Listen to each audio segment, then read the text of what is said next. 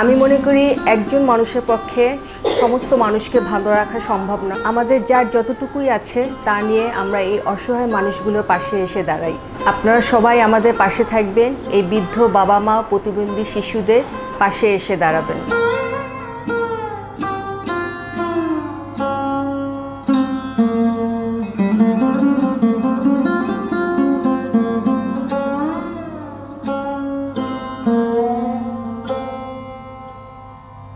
আসসালামু আলাইকুম, আমি মেহফুজা আফরোজ।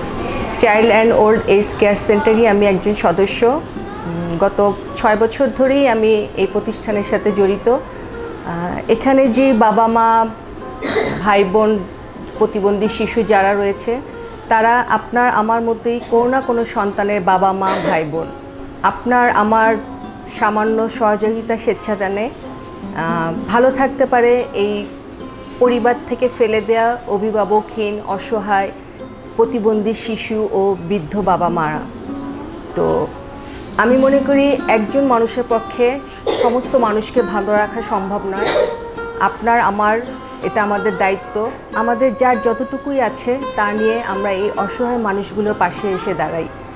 আমরা কখনোই চাইব না এই শেষ বয়সে কোনো বৃদ্ধ বাবা মার জীবনের শেষ ঠিকানা হোক কোনো বৃদ্ধাশ্রম। পবিত্র রমজান মাস, এই রমজান মাসে আমরা সকলেই কিছু না কিছু দান সদকা করি। তো child and old age care সেন্টারে একটি নতুন প্রকল্প সাভারে 500 শয্যা বিশিষ্ট কাজ শুরু হয়ে গেছে। তো আপনাদের কিছু সাহায্য সহযোগিতা পেলে অতি শীঘ্রই দ্রুত আমরা এখানে প্রায় 150 উপরে মানুষ আছে, ওনাদেরকে নিয়ে আমাদের নতুন প্রকল্পে ওনাদেরকে নিয়ে আমরা রাখতে পারবো।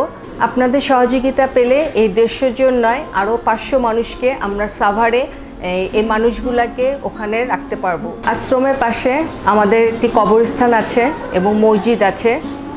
শেষ বয়সে দেখা যায় যে অনেকে এসে তাদের বাবা মাদের খুঁজে কিন্তু কোনো ঠিকানা পায় না।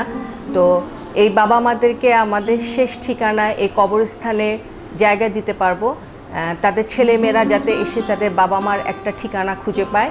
আর শেষ বয়সে এই বাবারা মসজিদে এসে ইবাদত বন্দিগি করতে পারবে।